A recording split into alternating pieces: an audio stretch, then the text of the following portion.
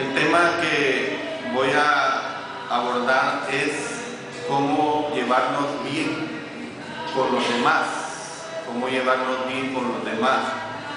Y está basado en Mateo capítulo 7, versos 1 hasta el 12.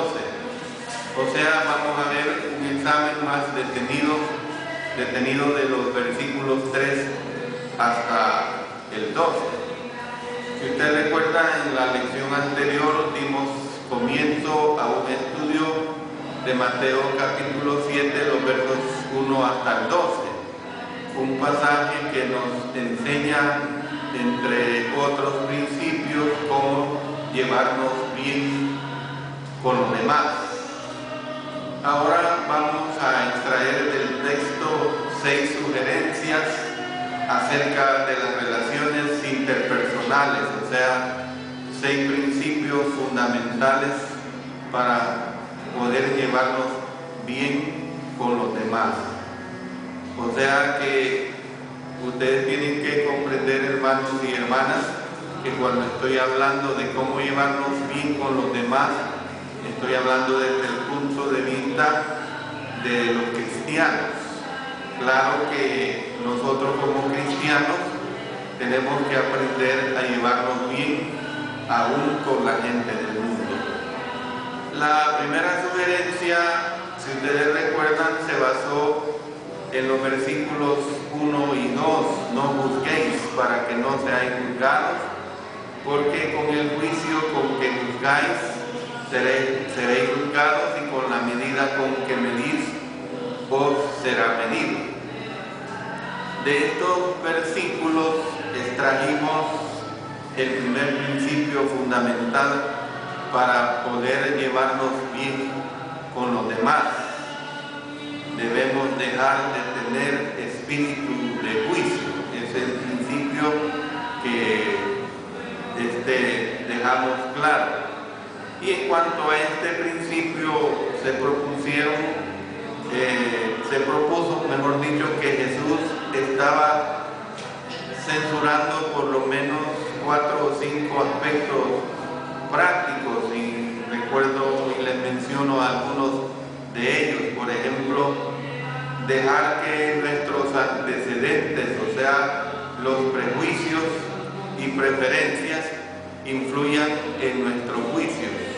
Muchas veces tenemos un prejuicio hacia algo, y ese prejuicio nos hace que nos influya en lo que determinamos en relación a alguien. También hacer juicios apresurados sin tener a mano todos los datos y sin conocer la totalidad de la situación. Vamos a poner el caso que usted, de un hermano o una hermana, recibe una declaración de un hermano. Al menos usted tiene oídos y ya lo oyó, pero usted tiene que ser cuidadoso en entender que es una situación delicada y que no tiene que hacer juicios apresurados. En tercer lugar, tratar de hacer juicios en cuanto a los motivos del otro, o sea, los motivos que tiene la otra persona no son sus propios motivos. O sea que usted no puede hacer juicios basados en lo que una segunda o tercera persona esté pensando. Y luego ser severos, implacables e hipercríticos en nuestros juicios, en lugar de considerarlos con la misericordia y el amor de nuestro Señor. Estos, hermanos y hermanas, son defectos universales. Son defectos que atañen a la conducta humana. Es probable que usted conozca a alguien que sea culpable de todos los anteriores. Y si yo le digo verdad que sí, después de haber hecho la pregunta anterior, yo quiero que entienda que puede ser una pregunta cauciosa, o sea, una pregunta tramposa. Si pensó en alguien, puede que usted haya juzgado a esa persona. Probablemente como mínimo le hice culpable de aplicar Mateo capítulo 7, versículos 1 y 2 a otra persona en lugar de aplicársela a usted mismo. Lo hice deliberadamente para introducir este segundo principio que vamos a estudiar para poder llevarnos bien con los demás. Entonces, ¿cuál es ese segundo principio fundamental para poder llevarnos bien con los demás? Bueno, en primer lugar, debemos de hacer cambios necesarios en nuestra propia vida. O sea, debemos de hacer cambios necesarios en nuestra propia persona. Y eso lo vamos a estar considerando específicamente en los versos 3 al 5 del capítulo 7 de Mateo. Bueno, cuando de hacer cambios se trata, invariablemente preferimos poner la mirada en otros en lugar de ponerla en nosotros mismos. Y hermanos, Jesús entendía esto. Leamos estos 3 versículos. Él dijo: ¿y por qué miras la paja que está en el ojo de tu hermano y no echas de ver la viga que está en tu propio ojo? ¿O cómo dirás a tu hermano: déjame sacar la paja de tu ojo y he aquí la viga en el ojo tuyo? Hipócrita, saca primero la viga de tu propio ojo y entonces verás bien para sacar la paja del ojo de tu hermano. Este pasaje, hermanos, tiene como un toque de broma o de comicidad. Primeramente quiero decirle que cuando está hablando aquí de la paja, hay una versión, la versión del Rey Santiago, que en lugar de decir paja se lee mota. Mota, que es una antigua palabra para referirse a una partícula muy pequeña. Y cuando leemos también la palabra viga, hay quienes creen que esta palabra se refiere al madero que servía de fundamento de la casa, o sea, las casas antiguas, o sea, a la viga que sostenía el techo. Pero de todos modos, viga, hermanos, es un enorme pedazo de madera. Eso es lo que tenemos que entender. Comparado, paja, una mota, comparado con viga, es un pedazo grande de madera. O sea, como comparar pues algo que es una basurita, algo tan chiquito, con un pedazo de madera que es prominente. Usted podría usar, por ejemplo, todo este lado de este púlpito para describir ese pedazo de madera. Bueno, entonces, ¿qué es lo que tenemos que ver? Que usted trate de imaginarse a un hombre de cuyo ojo le sale un enorme tronco, mientras forcejea para ponerse en posición para ver una paja o una mota, pues, que se encuentra en el ojo de otro hombre. ¿Ven? Entonces puede usted ver el enorme tronco oscilando de un lado a otro, mientras las personas que le rodean tienen que hasta agacharse para que no les golpee la cabeza. ¿Por qué estoy diciendo esto, hermano? Porque Jesús desea que entendamos que es ridículo tratar de ser jueces cuando nosotros mismos podemos estar en una condición peor que la de los que estamos juzgando. Bueno, puede que Cristo vaya. en la hipocresía de los escribas y fariseos. Pero las verdades de este pasaje nos condenan a nosotros también. ¿En qué sentido, hermanos? Que es fácil ver la falta de los demás mientras pasamos por alto nuestras faltas. ¿Recuerda usted, por ejemplo, el relato del rey David, que cometió adulterio con Betsabé y luego hizo que mataran al esposo de Betsabé, a Urías?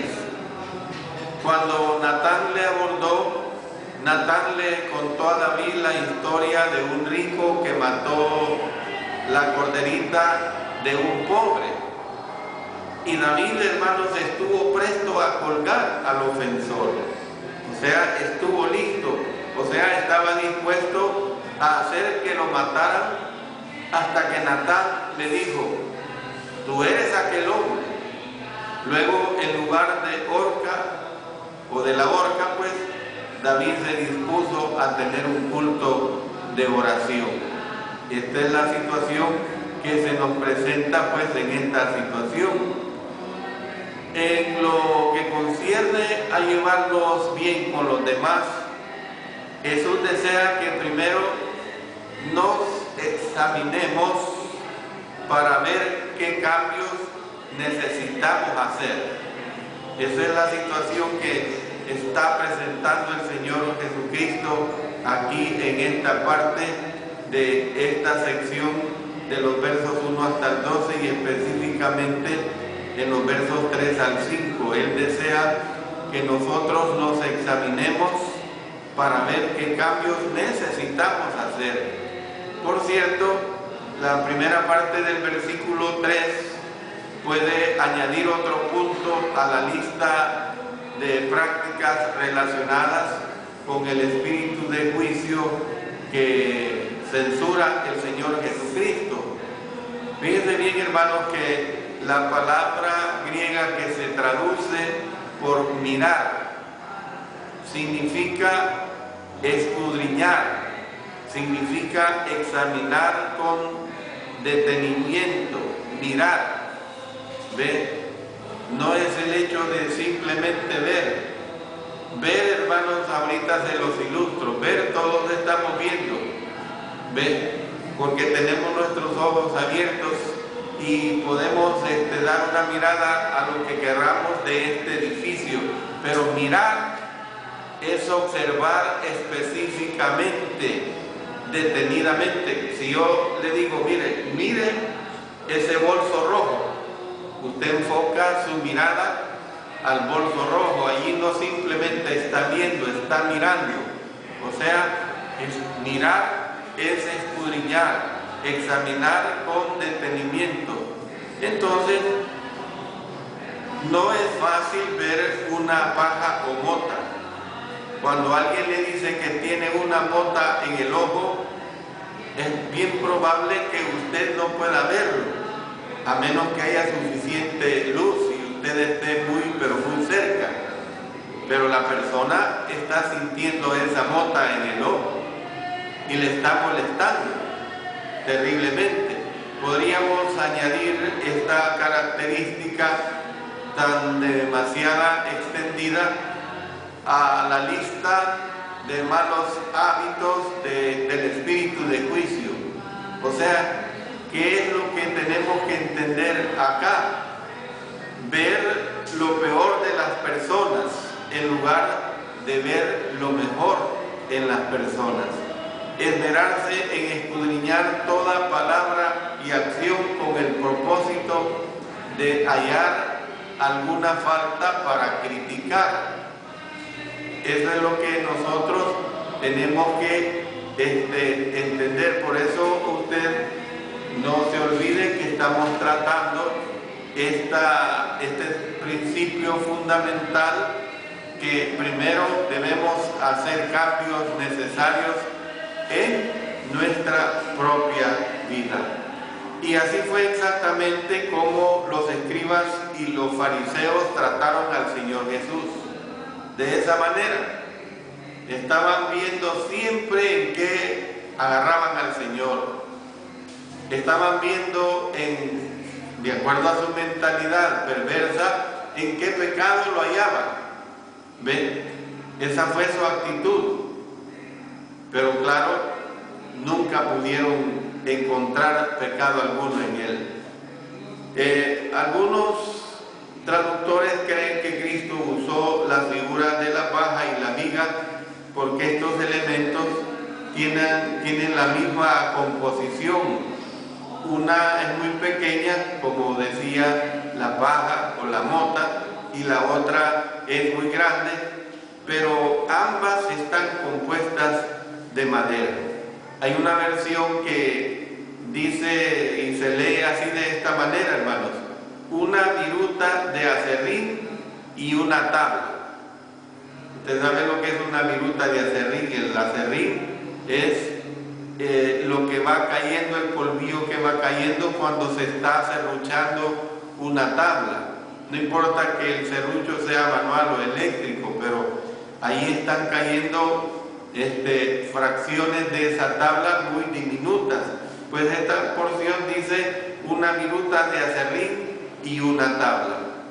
Entonces podemos ver pues que la posibilidad de que la tabla y el tronco se compongan de la misma sustancia nos hace pensar en algunas ideas muy interesantes. Es un hecho de la naturaleza humana que a menudo nosotros somos demasiado susceptibles a las faltas de los demás que también tenemos en nuestra propia vida.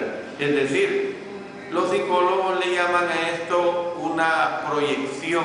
O sea, ¿qué quiero decir con esto? Proyectar en la vida de los demás lo que vemos en la nuestra. A veces yo me siento mal, yo me siento decaído, yo me siento con un mal espíritu, y entonces con mi actitud quiero o estoy procediendo de tal manera que la otra persona, mi interlocutor, se sienta igual por la situación en que yo me encuentro. Esto es, hermanos, que tenemos la tendencia a suponer que todo el mundo es como nosotros. Como yo estoy mal, también todo el mundo está mal. Además, es un hecho que nuestros propios pecados, por lo general, no nos parecen tan malos como los mismos pecados en la vida de otros. Bueno, si usted desea un ejemplo bíblico de esto, yo quiero que consideremos la historia de Judá y de su nuera Tamar.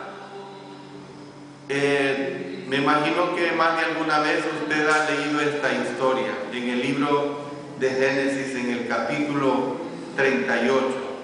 ¿Qué es lo que sucedió? Cuando Judá se le dijo que Tamar había fornicado y que estaba encinta, él estuvo dispuesto a hacer que la mataran. Vamos al libro de Génesis, en el capítulo 38, en el verso 24. Génesis 38, verso 24. Sucedió que al cabo de unos 3 meses fue dado aviso a Judá diciendo: Tamar tu nuera ha fornicado, y ciertamente está encinta a causa de las fornicaciones. Y Judá dijo: sacadla y sea quemada. Usted puede entender esto si lee todo el contexto de este mismo capítulo sobre esta situación. Pero ¿qué sucedió? Cuando Tamar probó que Judá era el padre de la criatura, el tema de la pena capital se cambió rápidamente. Miren lo que dice en los versos 25 y 26. Pero ella, cuando la sacaban, envió a decir a su suegro: del varón cuyas son estas cosas estoy encinta. También dijo: mira ahora de quién son estas cosas, el sello, el cordón y el báculo. Entonces Judá los reconoció: justa es ella que yo, por cuanto no la he dado a Sela mi hijo, y nunca más la conoció. O sea, nosotros podemos ver que cuando Tamar probó que Judá era el padre de la criatura, el tema de la pena capital se cambió rápidamente. Por eso, hermanos, tenemos que entender, pues, que si Cristo usó deliberadamente una ilustración con dos artículos hechos de madera, tenemos entonces la absurda situación de un hombre con un pecado del tamaño de un tronco, actuando como si fuera superior al hombre que tiene el mismo pecado, pero del tamaño de una pequeña mota. ¿Ven? Eso es lo que está diciendo. Pablo escribió sobre esta clase de inconsecuencia en Romanos capítulo 2, versos 1 al 3. Miren lo que dice en Romanos capítulo 2, versos 1 al 3. Por lo cual eres inexcusable, oh hombre, quien quiera que seas tú que juzgas, pues en lo que juzgas a otro, te condenas a ti mismo, porque tú que juzgas haces lo mismo. Mas sabemos que el juicio de Dios contra los que practican tales cosas es según verdad. Y piensas esto, oh hombre, tú que juzgas a los que tal hacen y haces lo mismo, que tú escaparás del juicio de Dios. Entonces, hermanos, ¿cómo caracterizó Jesús a los que actuaban de esta manera? Jesús no se anduvo con rodeos. En la primera parte de Mateo capítulo 7 y el verso 5 dijo: hipócrita. Ser hipercríticos nos vuelve hipócritas, hermanos. O sea, tener esa actitud terrible. Si continuamente estamos criticando a los demás, estamos dando a entender que nuestro expediente está limpio. Estamos dando a entender que nuestra vida es recta. De otro modo, no estuviéramos en condiciones de juzgar, realmente no estuviéramos en esa posición. Y al mismo tiempo podríamos a lo mejor tener cosas escondidas que salen de las cuentas o de las cuencas de nuestros ojos. O sea, tener esa mota en nuestros ojos. Como ya lo dije y lo repito, cuando de juzgar se trata, debemos comenzar con nosotros mismos. Por eso el Señor Jesús dijo: saca primero la viga de tu propio ojo.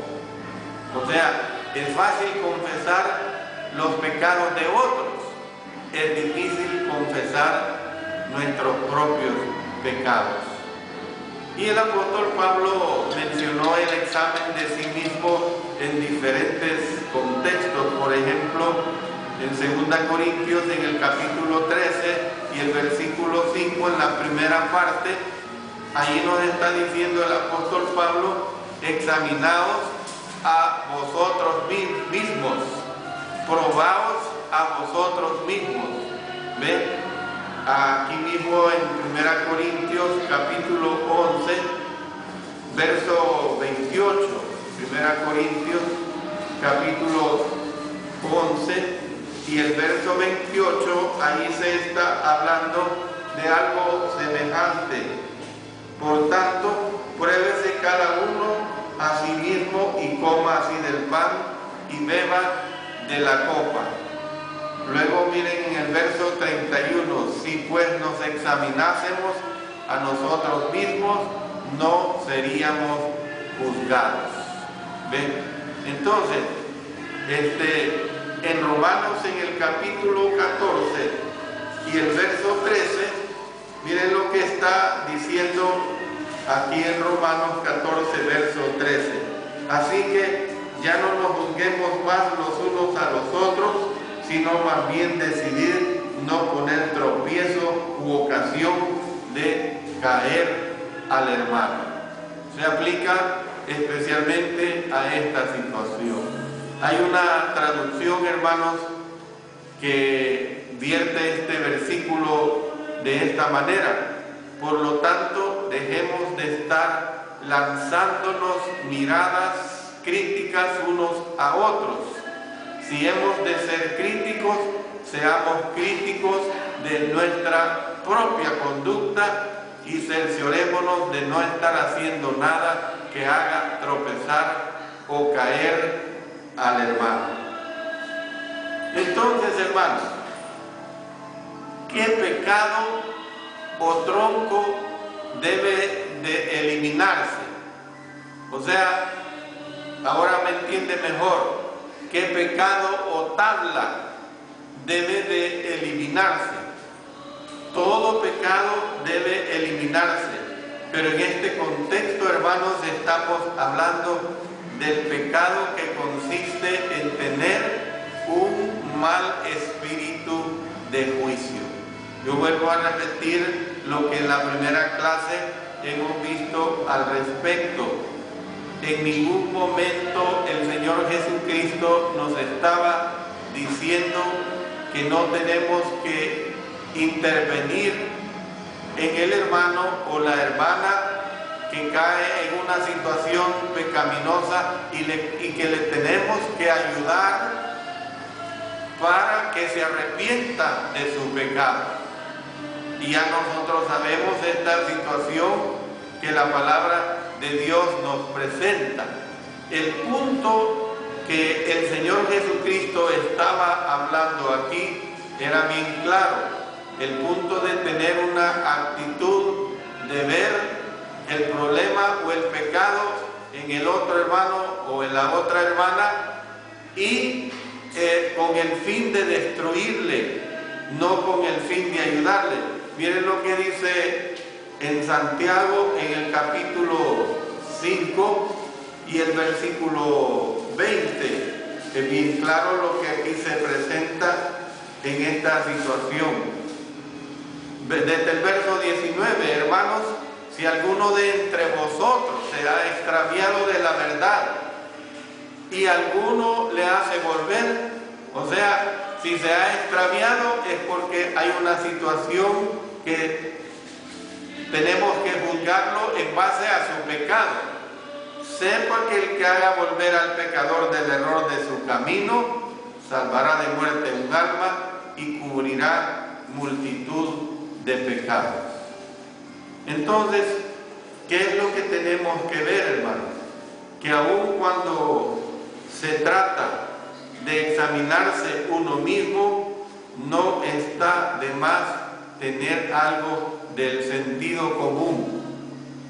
No estamos hablando de una malsana obsesión con fracasos y debilidades personales y debilidades de cualquier hermano, de cualquier hermana. No estamos hablando, y el Señor tampoco no estaba hablando de no corregir a hermanos o hermanas que caen en una situación pecaminosa, lo que alguien ha llamado en una forma equivocada. Sin embargo, si deseamos llevarnos bien con los demás, nuestra primera inquietud debe consistir en hacer cambios necesarios en nuestra propia vida. Entonces, hermanos, si comenzamos pues con nosotros mismos, estaremos menos dispuestos a tener espíritu de juicio para con los demás. Y ahora podríamos dejar los versículos 3 al 5, pues creo que hemos abarcado ese énfasis primordial que nos presentan estos 3 versículos. Hay una hermosa verdad en esta sección que realmente nosotros deberíamos siempre de recalcarla para el mejor bienestar espiritual de nuestras vidas. En la próxima lección vamos a considerar y seguir viendo estos principios fundamentales para podernos llevar bien con los demás. Espero, hermanos, que nos beneficiemos. Jesucristo, a través del Sermón del Monte, nos está diciendo en estos 3 versículos del 3 hasta el 5. Que el Señor nos bendiga. Amén.